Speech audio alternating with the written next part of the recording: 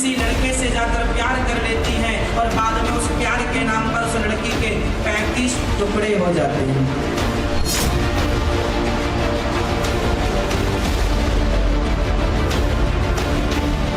तो बात बात में अपनी माँ की गर्मी दिखाए, जो बात बात में अपने मायके झोला उठा के चली जाए, बिना पति से बोले, बिना सास ससुर की आज्ञा लिए वो मायके चली गई। ये सबसे चाइना मॉडल है, ये थर्ड क्वालिटी की। बिगड़ जाए तो सुधरती भी नहीं है। तो बोलने की कला में माहिर हैं महाराज, और महाराज जो कुछ भी बोलते हैं वो सोशल मीडिया पर वायरल हो जाता है। ये एक अपने आप में बहुत खास बात है महाराज जी आप में। लेकिन अब हम जरा अपने तर्कश से कुछ तीरों को निकालते हैं। सुनिए, अनिरुद्धाचार्य जी महाराज को शादी में दुल्हन के नाचने पर भी ऐतराज है, क्यों भला, जरा देखिए। कल देखो ना, लड़कियां शादी में जब आती हैं मंडप में तो नाचती हुई आती हैं। कहो इन बेटियों से नाच लेना, कोई मना थोड़ी करेगा। पर यहां तुम्हारे सामने ससुर है, तुम्हारा बाप है, तुम्हारा जेठ है, समाज बैठी है, यहां ही नाचना क्यों है?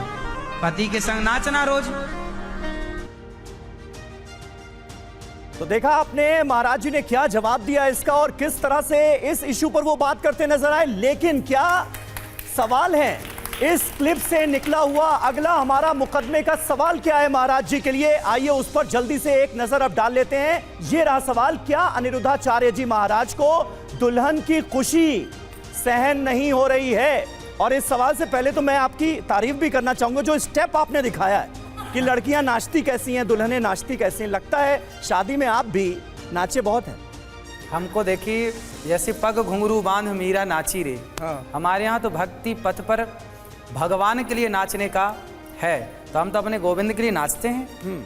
तो फिर दुल्हन के नाचने पर इतना ऐतराज क्यों है आपको? दुल्हन के नाचने पे उसके आगे जवाब तो दिया कि पति ससुर बैठा है, जेठ बैठा है, समाज बैठी है, सारी जिंदगी तो नाचना है। अभी एक मर्यादा में, क्या आज के 50 साल पहले हमारे यहाँ कई फैशन था, ये चलन था कि लड़की नाचते हुए आए? यहाँ जितनी हमारी वृद्ध माताएं बैठी हैं, बेटियां बहन बैठी हैं, इनसे पूछिए कि क्या, हाँ समाज में जो हो रहा है वो हो तो रहा, उसे तो आप नहीं रोक सकते ना मैं रोक सकता, लेकिन सही बात तो रख सकते हैं कि बेटा ये गलत है और ये सही है। बस वही बात रखी जाती है। लेकिन यहाँ पर ऑडियंस भी हमारे साथ मौजूद है। आप में से कौन कौन ऐसा है जो शादी में डांस करना चाहता है? देखिए, तमाम ऐसी लड़कियां हैं जो कि शादी में डांस करना चाहती हैं। अरे भाई, अगर कोई खुश होगा तो वो नाचेगा भी, झूमेगा भी, रोक कैसे सकते हैं? ना ना जी सुनिए, जवाब सुनिए। देखिए, हमारा काम है, आपका माँ बाप का काम है बच्चों को सही सिखाना। अब मानना ना मानना ये आप पर है, हमारा धर्म है कह ठीक है। इसमें से यहाँ पर जो मौजूद लड़कियां हैं उनमें से कौन आपको मानना चाहता है और कौन नहीं, जरा उस पर बात कर लें। कौन बोलेगा? अभी आपने हाथ उठाया था जी। सर, आपको ऐसा क्यों लगता है कि हमारे जो पिताजी हैं वो हमारे को मतलब नाचता देख के, खुश होता देख के खुश नहीं होंगे वो? अच्छा बेटा, नाचने से खुश होते हैं क्या? बिना नाचे खुश नहीं होते? अगर नाच के खुशी बयान की जा सकती है तो क्यों नहीं? हाँ तो की जाए ना, पर उसके अलग अलग स्थान है ना बेटा, कहाँ नाचा जाए कहाँ ना नाचा जाए, ये तो मर्यादा है, कहाँ नाचना है कहाँ नहीं नाचना। हाँ, आप क्या कहना चाह रहे? राधे राधे। राधे राधे। मुझे ये जानना है कि ऐसा कहाँ लिखा है कि हम अपनी खुद की शादी में जब बहुत ज़्यादा खुश है तो हम नहीं नाच सकते? बेटा, हर चीज़ लिखी नहीं होती है ना। जब आप पैदा हुई थी तब आपका नाम भी कहीं नहीं लिखा था, माँ बाप ने आपको नाम दे दिया, उस नाम से आप जानी गई। बस लिखा, हर चीज़ लिखी नहीं होती बेटा, कॉमन सेंस होता है, तो मर्यादाएं हैं, है ना। रावण जब आया तो लक्ष्मण जी ने सीता माँ के लिए लक्ष्मण रेखा खींची। अब आप कहो कि वो लक्ष्मण रेखा कहाँ लिखी है? भाई वो मर्यादा की रेखा है। आपके माँ बाप बोलते हैं पिज्जा मत खाओ, अब आप माँ बाप से बोलो कहाँ लिखा है कि पिज्जा मत खाओ। आप माँ बाप बोलते हैं बेटा मोबाइल मत चलाओ, अब आप माँ बाप से पूछो, माँ बाप बोलो कहाँ लिखा है कि मोबाइल मत चलाओ। भाई माँ बाप जो बोलते हैं आपके हित के लिए बोलते हैं। और आपको नाचना है तो कोई मैं आपका हाथ पकड़ने तो आऊँगा नहीं, खूब नाचो खूब नाचो, आप खूब नाचिए, हमें कोई ऐतराज नहीं, जो मुझे सही लगता है मैं तो वो बात है वो तथ्य। यानी अपने प्रवचनों में आप एक तरह से महिलाओं के लिए लक्ष्मण रेखा खींचने का काम कर रहे हैं ना? हाँ ना, मैं प्रवचनों में केवल अपने सनातन की एक मर्यादा की स्थापना करना चाहता हूँ। एक मर्यादा क्या है वो उसकी बात करता हूँ। वो अच्छी लगे तो मान लो, अच्छी ना लगे तो आप स्वतंत्र हैं। कोई जबरदस्ती थोड़ी कह रहे कि नहीं मानो, जो मानने लायक हो मान लो, नहीं मानने लायक है छोड़ो। ठीक है, अब सुनते हैं कैसे प्यार को सबसे बड़ा धोखा बताते हैं अनिरुद्धाचार्य जी महाराज। प्यार एक धोखा है महाराज की नजर में, कैसे सुनिए। पत्नी से क्या है, प्रेम या मोह? जोर से क्या है? तो आई लव यू क्या है बोलते हो, झूठे ही।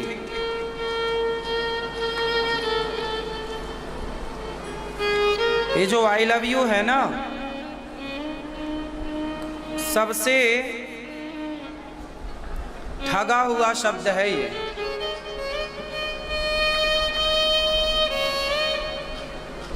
आप किसी को भी आई लव यू बोलें, हम तुमसे प्रेम करते हैं, इससे बड़ा झूठ हो नहीं सकता। आजकल लड़का लड़की प्यार कर लेते, हम तो प्यार, अरे महाराज जी प्यार किया कोई चोरी नहीं की, छुप छुप वाहें भरना क्या, जब प्यार किया तो लो भैया ये गाना बना दिए। इस चक्कर में आज लड़का लड़की खूब प्यार कर रहे हैं।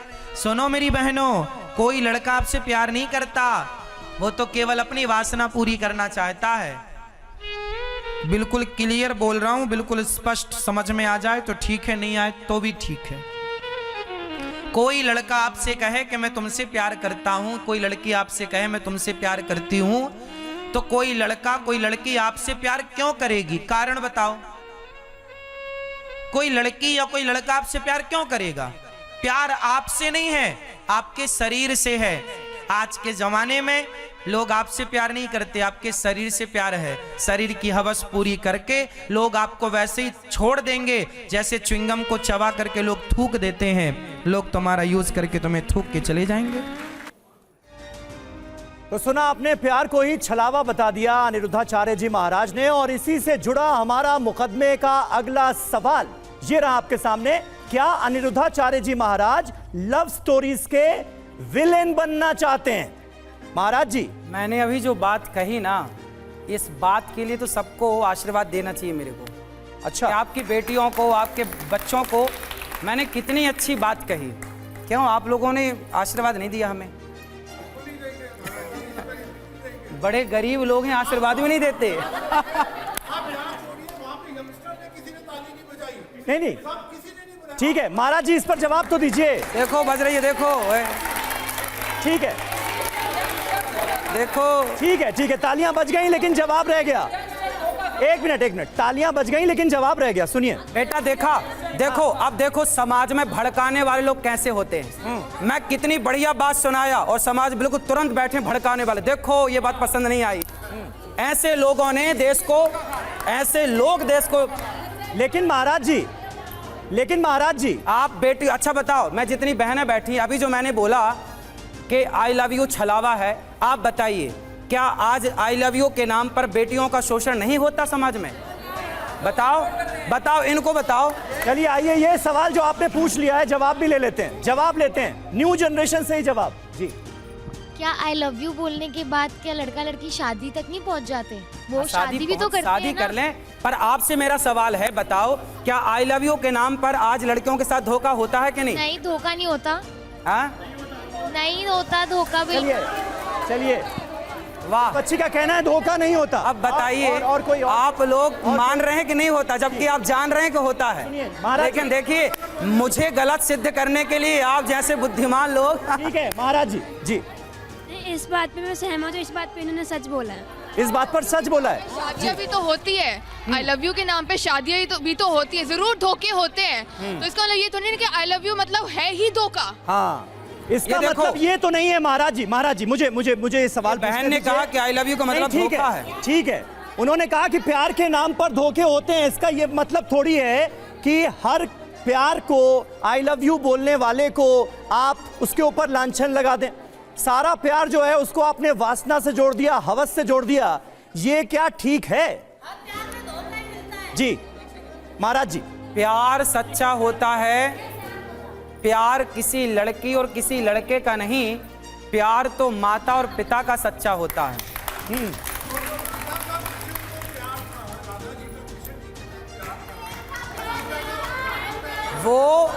राधा और कृष्ण तो पति पत्नी हैं, तो पति पत्नी को प्रेम होना क्या दिक्कत है? वो राधा, आपने बोला कि शरीर से प्यार होता है, कोई आत्मा का प्यार नहीं होता, आपने कहा शरीर से प्यार होता है। तो राधा को जो प्यार था कृष्ण जी से वो क्या था? सीता का जो प्यार था रामचंद्र जी से क्या था? और जो आज की डेट में जब आदमी एक दूसरे के साथ चलता है अंतिम दम तक, वो क्या होता है? राधा और कृष्ण पति पत्नी है, सीता और राम पति पत्नी है। पति पति बन के खूब प्यार करो। पति पत्नी के बिना जो आजकल रिलेशन पर रहते हैं और वो प्यार, वो गलत है, उसके लिए गलत बोला गया। अच्छा, थोड़ा सा आगे बढ़ते हैं, सवालात बहुत हैं। महिला और पुरुष को साथ रहना चाहिए या नहीं? अनिरुद्धाचार्य जी महाराज महिला और पुरुष के रिश्तों को लेकर नई मर्यादा रेखा भी खींच चुके हैं, जरा सुनिए। स्त्रियों को कभी भी पुरुषों के साथ नहीं रहना चाहिए और पुरुषों को कभी भी स्त्रियों के साथ नहीं रहना चाहिए। अकेले में अपनी माँ के साथ भी नहीं रहना चाहिए, अकेले में अपनी बेटी के साथ भी नहीं रहना चाहिए और अकेले में अपनी बहन के साथ भी नहीं रहना चाहिए। अकेले में, एकांत में, एक ही कमरे में, अकेले माँ के साथ। जवान बेटा अपनी माँ के साथ अकेले में ना रहे। तो सुना आपने अनिरुद्धाचार्य जी क्या कह रहे हैं, और इसी से जुड़ा हमारा अगला सवाल है, और यह सवाल अपने आप में बहुत इंपॉर्टेंट है। क्या अनिरुद्धाचार्य जी महाराज रिश्तों की गरिमा पर भरोसा नहीं करते? इस सवाल का जवाब क्या कहा है महाराज आपने, ये जरा समझाइए। देखिए, ये जो प्रसंग है ना, ये पूरी बात कहाँ कही है, किस संदर्भ में कही है? ये प्रसंग है भागवत जी के 9वें स्कंध का, ययाति जी का प्रसंग है। पूरा प्रसंग पढ़ेंगे। ये श्लोक लिखा है मात्रा स्वस्त्रा दुहित्रा वा, और फिर आखिरी में लिखा है बलवानिंद्रियग्रामो विद्वान समपि कर्षति, विद्वान समपि कर्षति। ये जो श्लोक है ये भागवत जी में लिखा है, और मैं आपको इसका प्रमाण दूंगा। जैसा मैंने बोला सेम वैसी लिखा है, मैंने तो लिखी बात कही है। अच्छा, ये प्रसंग क्या है ये समझना पड़ेगा। जब तक आप प्रसंग नहीं समझते कि ये बात क्यों और किसके लिए कही गई, ये ययाति जी ने कही है कि इंद्रियां हमारी इतनी बलवान हैं, हमारी इंद्रियां इतनी बलवान हैं कि बलवान इंद्रियग्रामो विद्वान समपि कर्षति, मतलब बड़े बड़े विद्वानों का, बड़े बड़े ज्ञानियों को भी ये इंद्रियां मोहित कर लेती हैं। इसलिए अकेले में पर पुरुष के साथ, अपनी माँ जवान बेटे के साथ माँ को ना रखा जाए, ना रहे, ऐसा श्लोक में जो कहा गया वो मैंने कहा। और ये केवल इसलिए कहा गया कि इंद्रियों का भरोसा नहीं, कब किसकी इंद्री कैसे रिएक्ट करने लग जाए, इसलिए हमें अपनी सावधानी रखनी चाहिए। लेकिन एक पिता के साथ उसकी अपनी बेटी सबसे ज्यादा महफूज, सबसे ज्यादा सुरक्षित महसूस करती है। एक माँ के साथ उसका बेटा सबसे ज्यादा सुरक्षित महसूस करता है। माँ की गोद से बड़ा तो कुछ है नहीं। मैं आपको ये बोलना नहीं चाहता, अकेले में दोनों को रहना नहीं चाहिए। मैं आपको ये बात बोलना नहीं चाहता था, पर आपने मजबूर किया तो बोल रहा हूँ। कितने अखबार में मैंने पढ़ा, कितने आपके टीवी चैनलों पे मैंने देखा कि एक पिता ने अपनी बेटी के साथ दुष्कर्म किया। हाँ, एक से भी कम मानिए आप, एक का 100 टुकड़ा करिए, उसका एक मानिए, पर है ना। फिर जब है तो हमारे शास्त्रों ने पहले ही बता दिया कि भाई मर्यादा में रहो, इसलिए बेटी माँ के साथ रहे, भाई बाप के संग। मेरी बेटी मेरे से प्यार करे कोई बात नहीं, पर बात है अकेले की, लंबे टाइम तक अकेले रहना, इंद्रियों का कोई भरोसा नहीं। ये बात मैंने नहीं कही, भागवत जी में लिखी। और जिसकी अगर कोई बेटी नहीं है, बेटा ही है, तो वो माँ के साथ ना रहे, वो कहीं और रहे। ठीक है, इस पर क्या रिएक्शन है आज की युवा जनरेशन का? जी, आप क्या कहना चाह रही? जी, मैं अपने पापा से काफ़ी ज़्यादा क्लोज हूँ, और आप तब से जितनी भी बातें करते आए हैं, जितना मैंने आपको सोशल मीडिया में देखा था, I found you very funny, but अब तो जितनी भी रिस्पेक्ट थी आपके लिए वो ख़त्म हो ही चुकी है। और आपने जो भी ये वाली चीज़ बोली है, मेरे मम्मी पापा साथ रहते हैं, मैं अपने पापा के साथ रहती हूँ, और जो आप कह भी रहे हो कि आपने न्यूज़पेपर में पढ़ा है, वो इंसान की कैरेक्टर के ऊपर आती है बात। सब लोग ऐसे नहीं होते।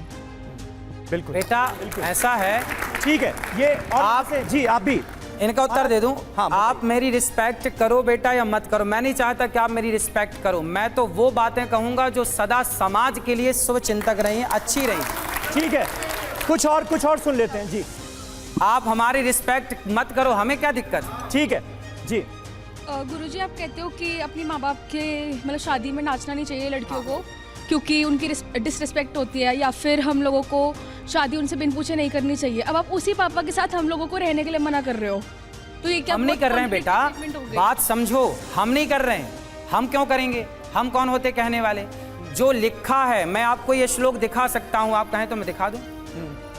श्लोक दिखा दूं बकायदे जस का तस, जैसा मैंने बोला सेम वैसे ही लिखा है। एक और सवाल। अभी आपने पहले कहा था कि अपने माँ बाप से प्यार करना चाहिए और आप उन्हीं माँ बाप को दूर करना चाह रहे हो।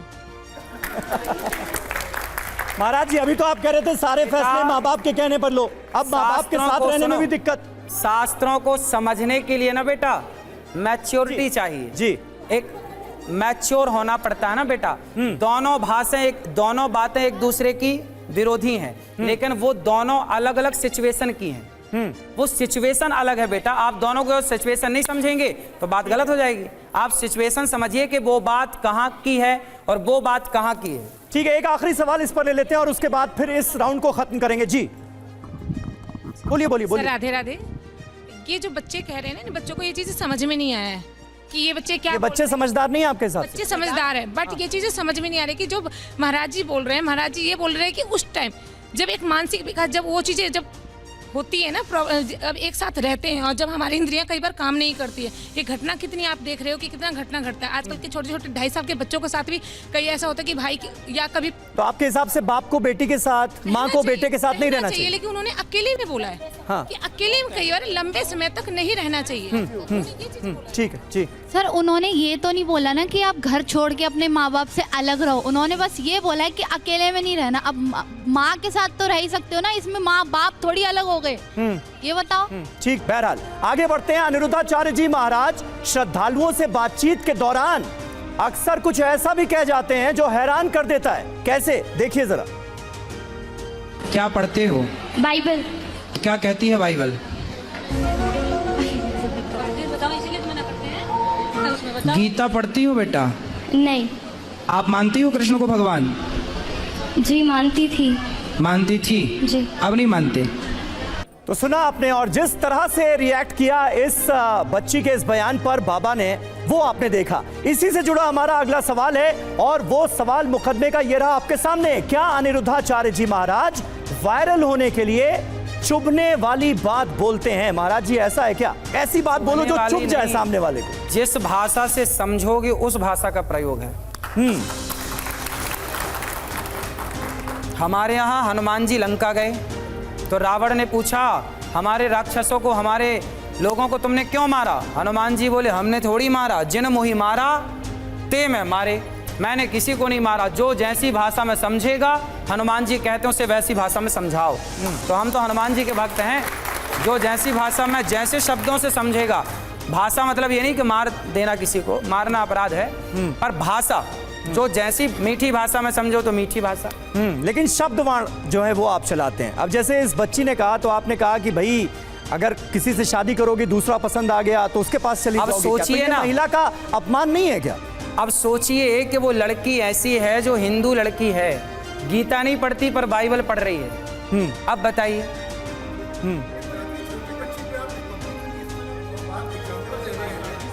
क्या तो क्या वाह, कहना चाह रहे हैं? जी देखिए ये प्रोत्साहन दे रहे हैं। देखिए कई बार छोटी बच्ची है जो कृष्ण को ना जाने। अरे सुन लीजिए,